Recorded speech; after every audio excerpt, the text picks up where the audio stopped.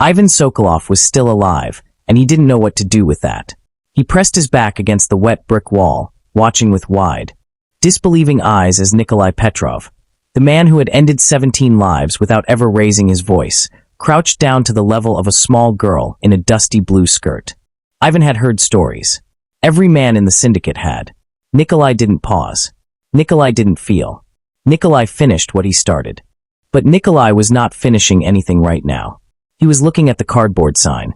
The girl held it steady with both hands, her braids falling forward slightly, the colored beads at their ends catching what little light reached the alley. She didn't speak. She didn't cry. She just held the sign up and waited. The way only someone very young or very tired can wait, without anger, without hurry, without any doubt that an answer was coming. Nikolai's gun hand dropped to his side.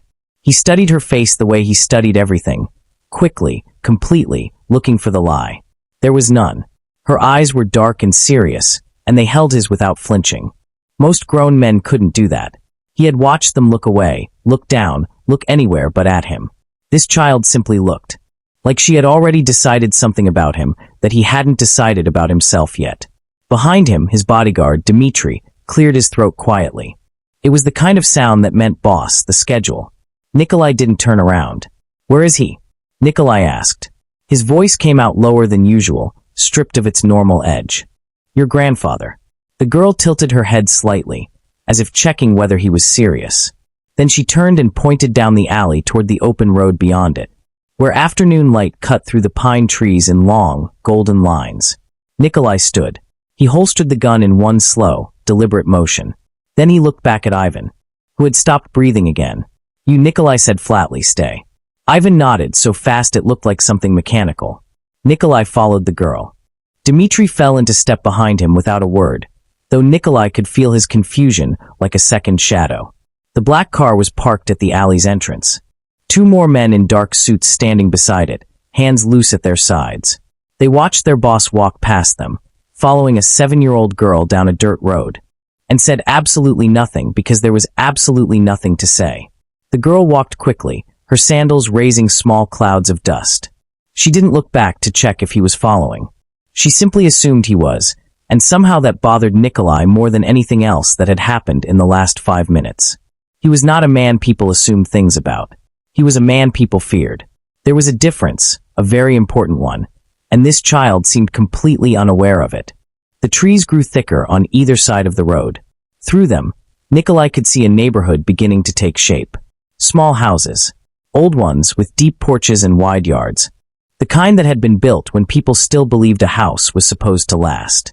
The paint on some of them was peeling. The lawns were cut but tired looking, like they were doing their best. It was a world away from his office, from his restaurants with their private back rooms, from everything he understood and controlled. The girl stopped in front of a green gate and turned around for the first time. She looked up at him with those calm, serious eyes and then, very quietly, she said, "He's scared. But he won't say it." Nikolai looked at the house beyond the gate. It was old but cared for, with flower boxes under the windows and a wind chime on the porch that turned slowly in the breeze. "Most people are scared," he said. "I know," she replied simply. "But Grandpa doesn't have anyone." She pushed the gate open and walked up the path. Nikolai stood at the entrance for a moment, his hand resting on the top of the gate, the metal warm from the afternoon sun. Behind him, Dmitri waited. Ahead, the wind chime turned. He went in. The inside of the house smelled like old books and something warm baking in the kitchen. Cinnamon, maybe, or cloves. Nikolai couldn't remember the last time he had walked into a place that smelled like that. His world smelled like leather and cigarette smoke and the cold, chemical bite of gun oil. He stood in the small hallway and felt, uncomfortably, like he was too large for the space. Not just in size, though his shoulders nearly touched both walls, but in some other way he couldn't name. Like everything in this house was gentle, and he was not. Sophia had already disappeared around the corner, calling out, "Grandpa, I brought someone." There was a pause. Then the slow, careful sound of a man getting up from a chair. Arthur Bennett was not what Nikolai expected. He was tall, or had been once. Age had curved his spine slightly, the way old trees bend toward light. His hair was white and cut close, his face deeply lined but still sharp, the kind of face that had done a lot of thinking over a long life and hadn't stopped yet. He wore a pressed shirt tucked into clean trousers, and he held a pair of reading glasses in one hand the way a man holds something he keeps putting down and picking back up again. He looked at Nikolai, at the tattoos climbing his arms, at the size of him, at Dmitri filling the doorway behind him, and he didn't step back. Sophia told me she was going to find help, Arthur said. His voice was steady and deep, though Nikolai could hear the effort in it. I told her to stay inside. She didn't listen, Nikolai said. No. Arthur glanced at his granddaughter, and for just a moment, something soft moved across his face. She never does. He gestured toward the sitting room. Nikolai went in and immediately saw the table. It was covered in papers. Not scattered, organized. Sorted into stacks with small handwritten labels on torn pieces of paper. Letters. Documents. Official notices printed on thick, important-looking letterhead. The kind of paper that was designed to feel heavy, to feel final, to make the person reading it feel small. Nikolai picked up the top sheet from the nearest stack. He read slowly, his eyes moving across the legal language. Words like compulsory acquisition and fair market assessment and notice of noncompliance. Words that meant nothing by themselves, but together added up to one simple message. Leave. How long? Nikolai asked. 8 months, Arthur said, lowering himself into the armchair across the room. It started with a letter saying the property needed a structural inspection. Then another saying we had failed the inspection. Then a fine. Then a lawyer's letter. Then another inspection, different results this time. He paused. Every time I respond, there is a new letter. Every time I pay a fine, there is a new fine. Sophia sat on the arm of his chair and leaned against him. Arthur put his hand on her shoulder without thinking about it. The way people touch things they are afraid of losing. They want the land, Nikolai said. It wasn't a question. The whole block, Arthur confirmed. 5 families. The others have already left. We are the last. Nikolai set the paper down and looked around the room. The walls were covered in photographs, decades of them, layered and framed. A whole life recorded in small rectangles. A younger Arthur in a university setting, surrounded by students. A woman who must have been Sophia's grandmother, laughing at something outside the frame. A little girl, Sophia, younger, asleep in this same armchair. This was not just a house. It was a record, a history, and someone with a pen and a briefcase was trying to erase it. Nikolai had spent his life dealing with a particular kind of enemy. Men who used fists. Men who used guns. Men who threatened with their bodies and their presence. He understood those men completely. He knew how they thought, how they moved, where they were afraid. He did not yet know how to fight a man in a suit who never raised his voice, who sent letters instead of soldiers, who used the law like a slow, quiet weapon. But he was beginning to understand that this kind of war was no less brutal. He just needed different tools. He pulled out his phone and looked at Dmitri. Find out who owns the development company. Dmitri nodded and stepped outside.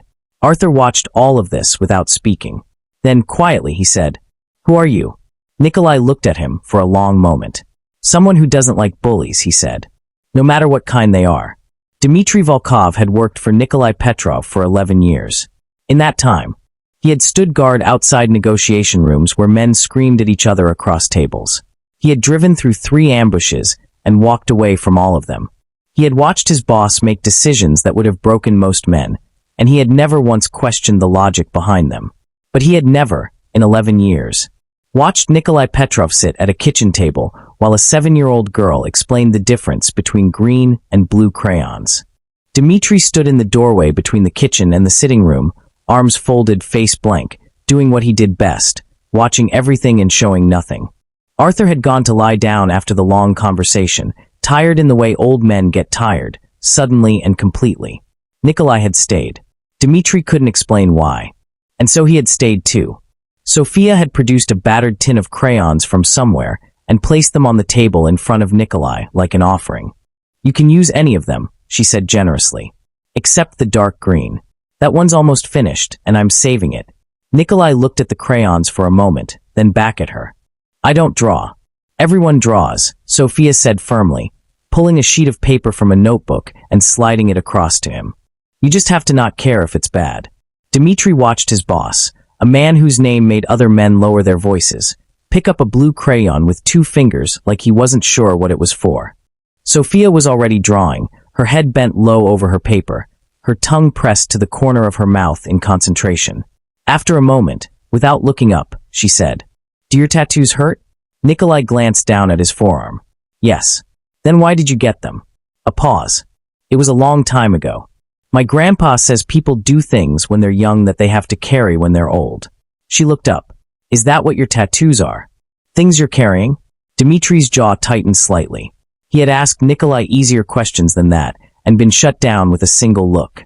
He waited for the temperature in the room to drop. Nikolai looked at the girl for a long moment.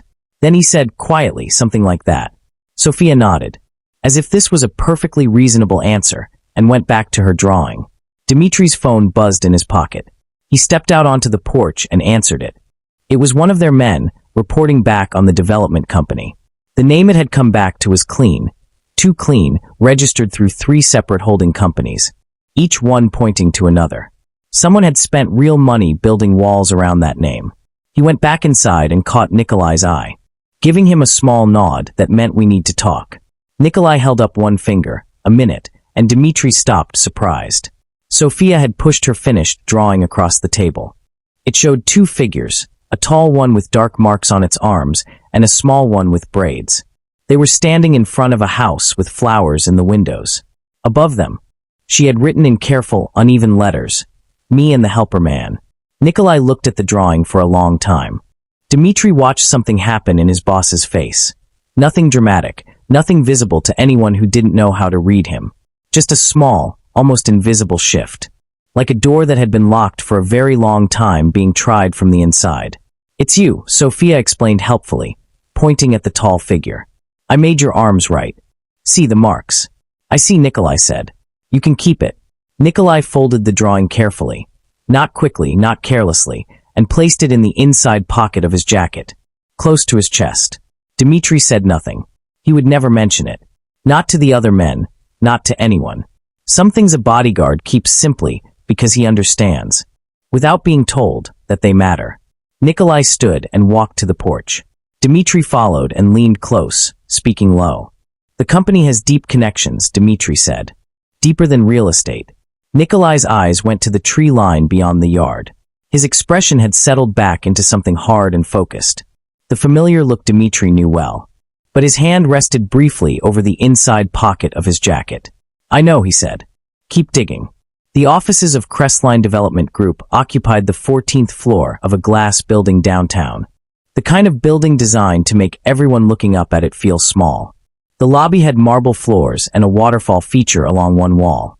The water sliding down smooth stone in a quiet, constant sheet.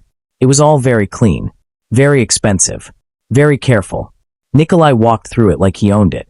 The receptionist stood up behind her desk, already reaching for her phone with the practiced calm of someone trained to handle difficult visitors. Dmitri placed one large hand gently on the edge of her desk and smiled at her. Not a warm smile, but the kind that communicates clearly that the phone call isn't necessary. She sat back down. The man they had come to see was named Gerald Marsh. His name was on the letterhead of every document stacked on Arthur Bennett's kitchen table. Director of Acquisitions, Crestline Development Group. In his photograph on the company website, he had the smooth, well-fed look of someone who had never once worried about where he would sleep. He was standing when they entered his office, which meant someone had warned him. He was in his 50s, silver-haired, wearing a suit that cost more than most people's monthly rent. He looked at Nikolai and did a very good job of not showing fear. Only his hands gave him away, pressed flat against the desk, the knuckles just slightly pale. "Mr. Petrov," he said, "I don't believe we have an appointment." "We don't," Nikolai agreed, sitting down in the chair across from him without being invited. He looked around the office slowly, the framed architectural drawings on the walls, the scale models of future developments on the shelf.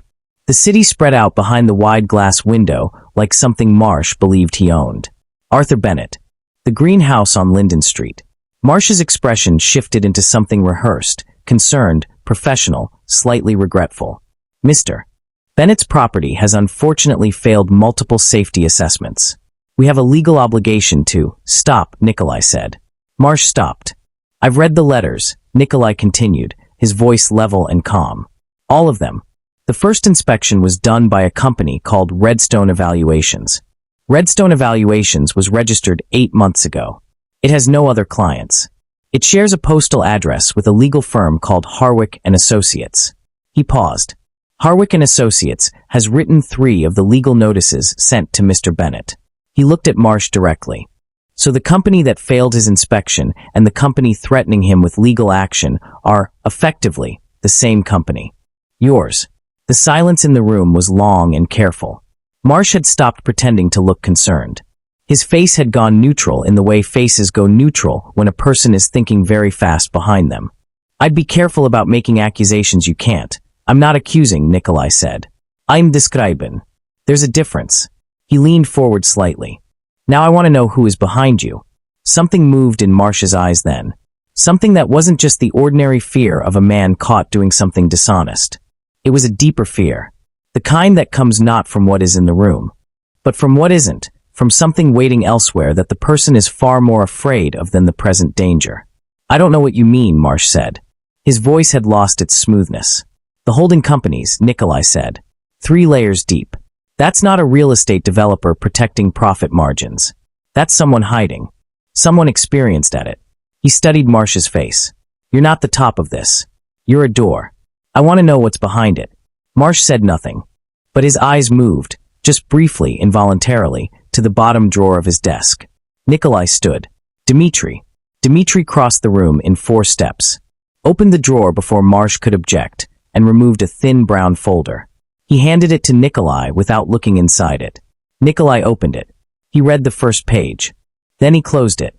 His expression didn't change, but something in the air of the room did, a shift in pressure, like the moment before weather turns.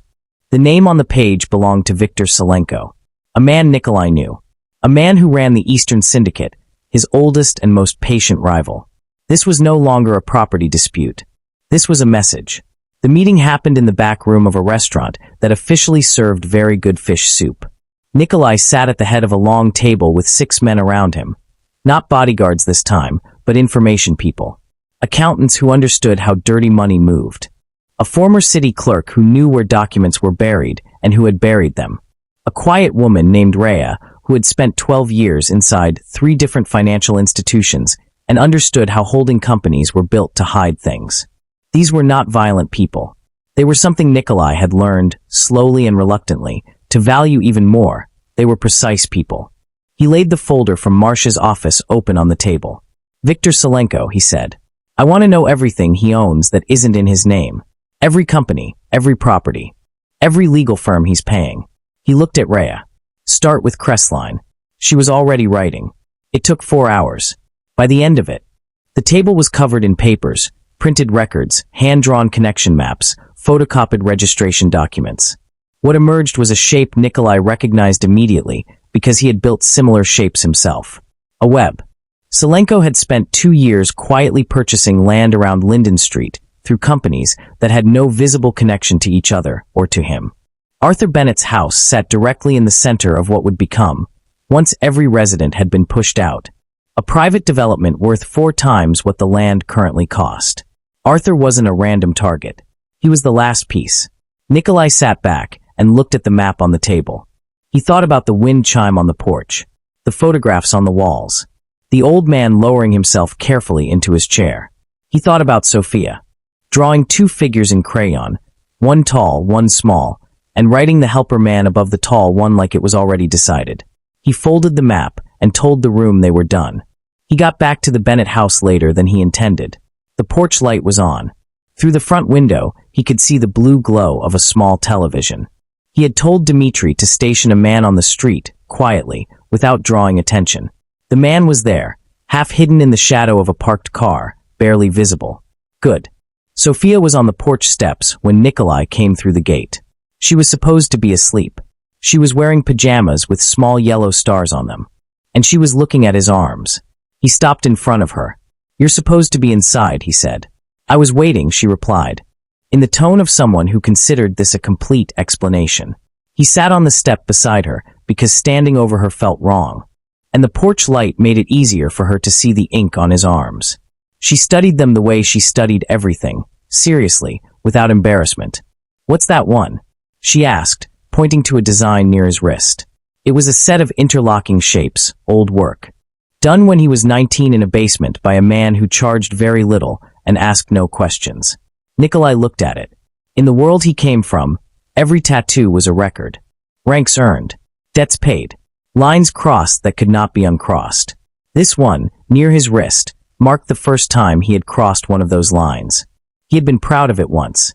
He wasn't sure what he felt about it now. "It's a mistake," he said. "That I kept." Sophia looked at it a moment longer. "My grandpa says you can't undo the past, but you can decide what you do next." Nikolai said nothing. "Is that why you're helping us?" she asked. "Because of your mistakes?" The question was simple the way deep water is simple.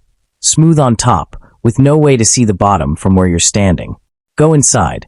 "Sophia," he said quietly. She stood up, brushing off her pajamas.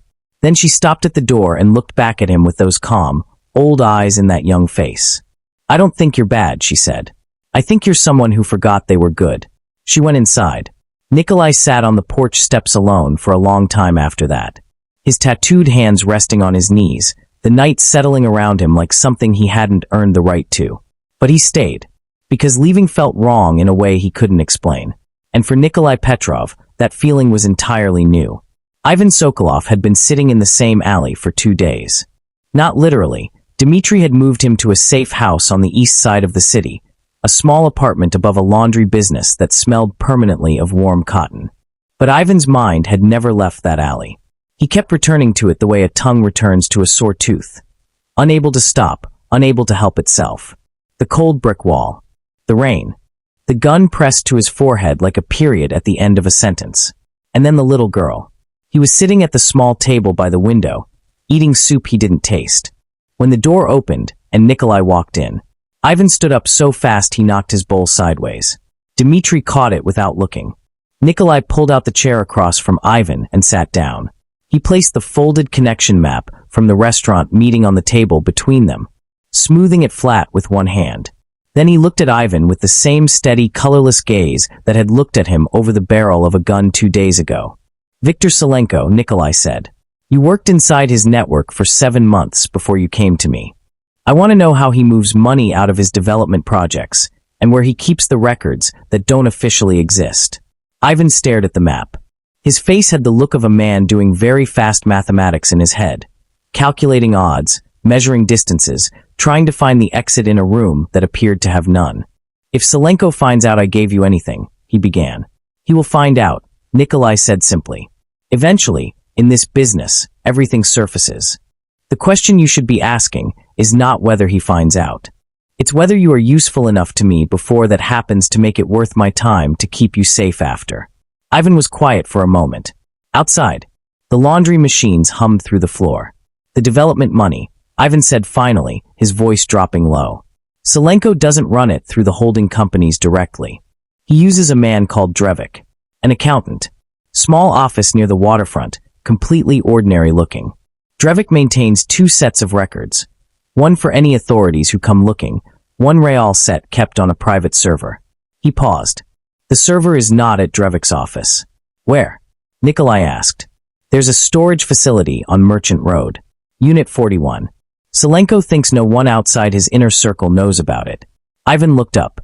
"I know because I delivered documents there twice. I wasn't supposed to see the unit number, but I did, because Ivan Sokolov has always been better at noticing things than people give him credit for." He said this with a ghost of his old pride, then seemed to remember his situation and deflated slightly. Nikolai studied him for a long moment. "If the server contains what I think it contains, false inspections, bribed officials, manufactured legal complaints, it will be enough to unravel everything Salenko has built around that street. It will," Ivan confirmed. He documented everything. Salenko is careful that way.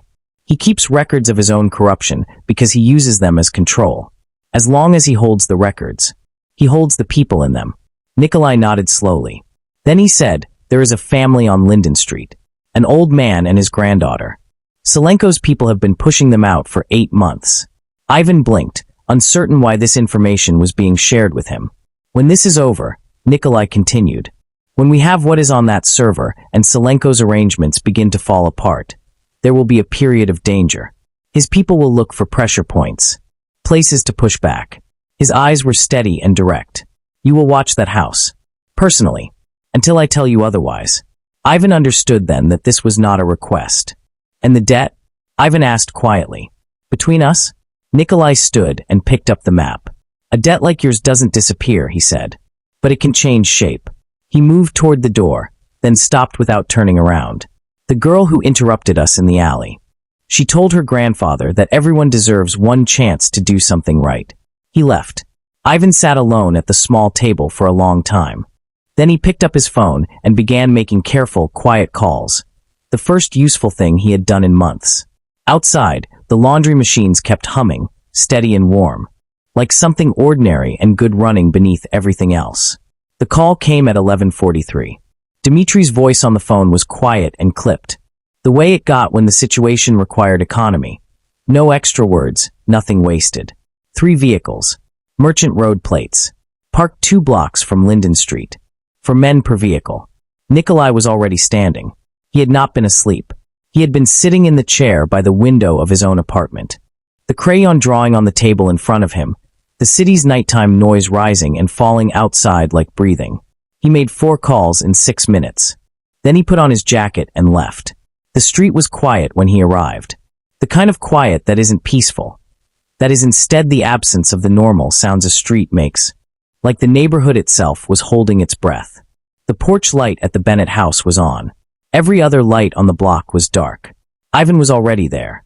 Stationed in the shadow of the large oak tree across the street, his collar up, his hands in his pockets. He gave Nikolai a small nod when he approached. The nod of a man trying very hard to be someone slightly better than he was yesterday. Dmitri materialized from the side alley. They're moving, he said quietly. On foot now. Coming from the north end. Nikolai looked at the house. He thought about Arthur asleep inside, that tall, curved figure in the pressed shirt, the reading glasses always being picked up and put down again. He thought about Sophia in her star pajamas, asleep with the absolute trust of someone who believed the world outside her window was being handled. He had told her it would be. Positions, he said. His men moved without sound. 3 to the back of the house, covering the rear approach. 2 along the side fence line. Dmitri at the front gate. Ivan at the oak tree with a clear line of sight to the north end of the street. No one drew a weapon. Nikolai had been specific about that. Not unless it became unavoidable. He didn't want a war zone on a street where an old man had flower boxes in his windows. He wanted them stopped. That was different from wanting them hurt. The first 2 men came around the north corner walking fast, dressed in dark clothes, carrying the kind of equipment that communicated very clearly that they had not come to talk. They made it 14 steps down the street before they understood that the shadows on either side of them were not shadows. They stopped. Selenko's men were not soft people. But there is a specific and very sobering experience of walking into a situation you believed was empty and discovering it is not only occupied but organized, prepared, waiting. It reaches something basic in a person, something below training and bravado, and it asks a very simple question. Is this worth it tonight? Nikolai stepped out of the doorway of the Bennett porch and stood at the top of the steps. He didn't shout. He didn't threaten. He simply stood where he was, in the porch light, visible and unhurried, and looked at the men in the street below. Tell Victor, he said, at a volume that carried without rising, that this house is not available. No one moved for a long moment. Then, from somewhere at the back of the group, a phone rang. Someone answered it, listened for 10 seconds, and said nothing. The call ended. There was a short, murmured conversation Nikolai couldn't hear. Then they left. All of them, back the way they came, without a single thing breaking. Dmitri appeared at Nikolai's shoulder. That won't be the end of it. No, Nikolai agreed. But it's the end of tonight. He was about to turn back inside when he noticed the curtain in the front window move. A small gap appeared, and through it, barely visible in the dark, a small face with braided hair looked out at the empty street. Sophia pressed one hand flat against the glass when she saw him. Not waving. Just placing her hand there, the way you touch something to make sure it's real. Nikolai raised one hand in return. Then he pointed firmly back into the room. Go to sleep. The curtain fell back into place. Dmitri said nothing. He had learned, over the past several days, which moments required silence. This was one of them. The morning after the siege, Arthur made tea. It was a deliberate, unhurried process. He filled the kettle, set it on the stove. arranged 2 cups on the small tray with the careful attention of someone who believed that how you did small things said something true about you. Nikolai sat at the kitchen table and watched him do it without offering to help.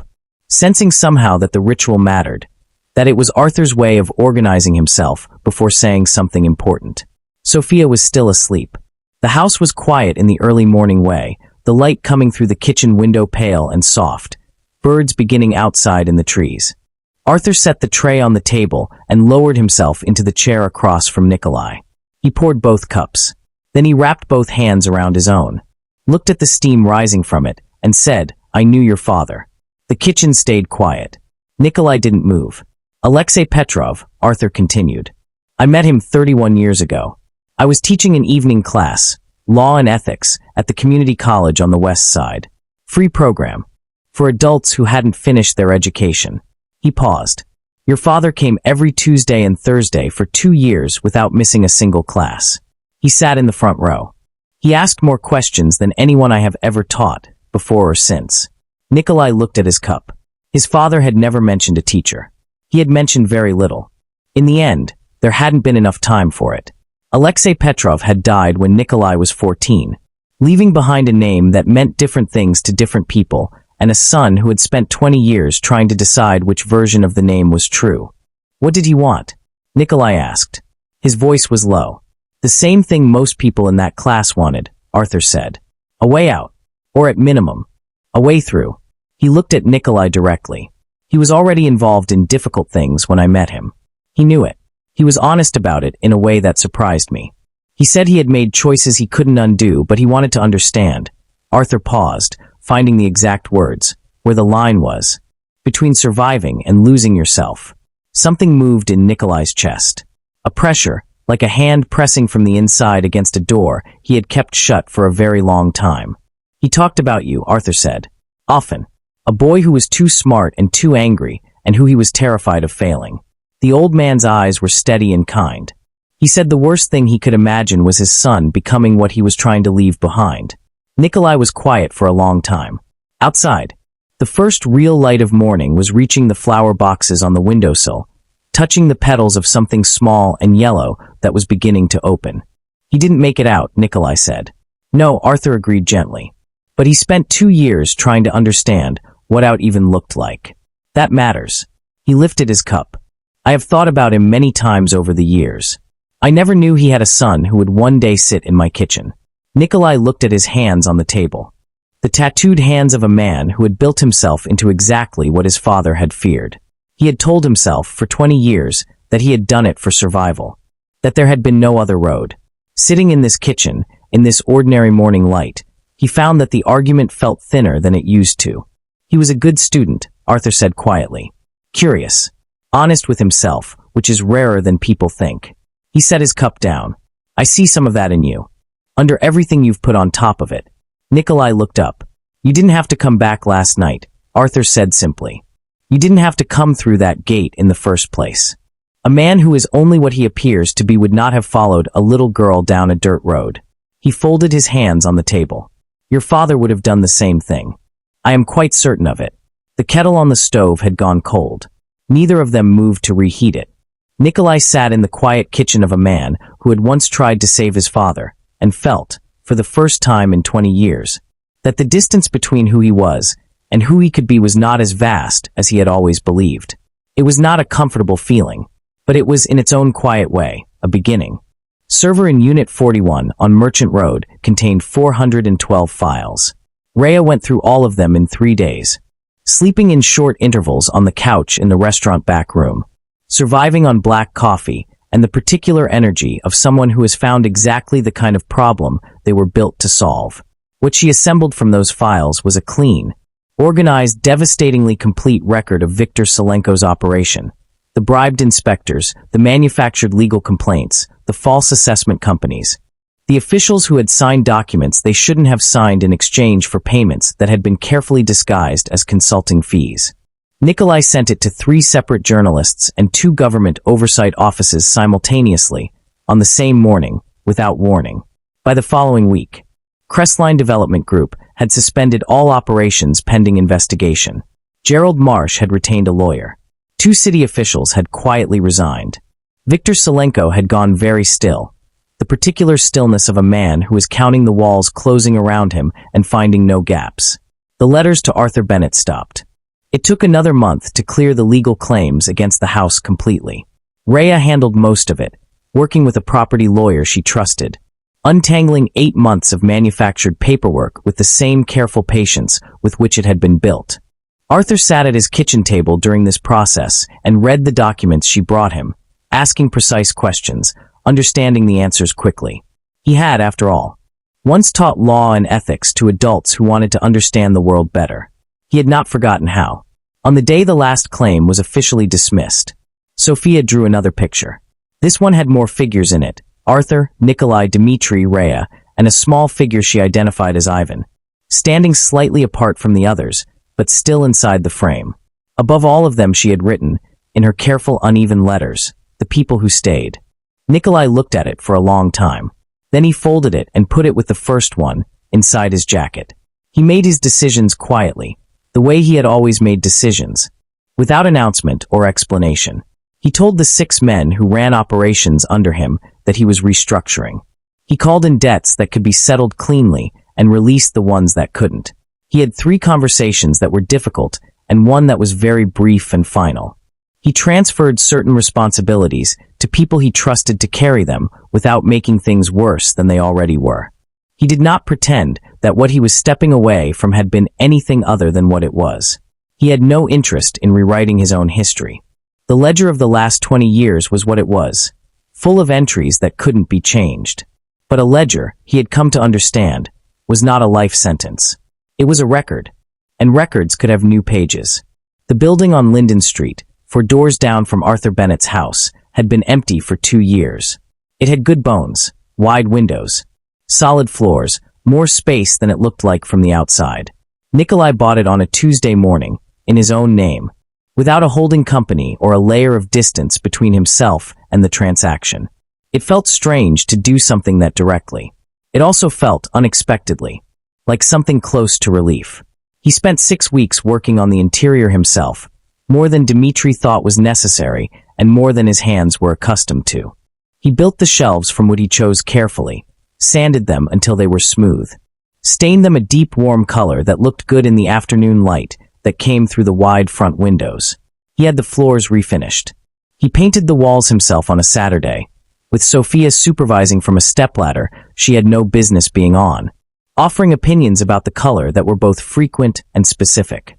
He ordered the first books on a Wednesday. He did not have a complete system yet for organizing them. Arthur came over that evening and suggested a method. By subject first, then alphabetically within each subject, and then stayed for 2 hours helping implement it, moving slowly between the shelves with the quiet pleasure of a man in his natural environment. The sign above the door was simple. Dark letters on a pale background, easy to read from the street. Sankofa books. Nikolai stood outside on the pavement and looked at it in the early evening light, his hands in his pockets. The wind chime from Arthur's porch audible 4 doors down, turning slowly in the same breeze that moved the new sign above his door. Sophia appeared beside him, slipping her hand into his without asking permission, the way she did everything, with complete certainty that it was the right thing to do. He looked down at her. She looked up at the sign with a satisfied expression, like someone checking a drawing they worked very hard on and finding it correct. "It's good," she said. Nikolai looked back at the sign, at the warm light coming through the window from inside, falling across the new shelves and the ordered spines of books, the whole quiet, ordinary, decent thing he had built with his own hands on a street where he had once only come to cause an ending. "Yes," he said. "It was."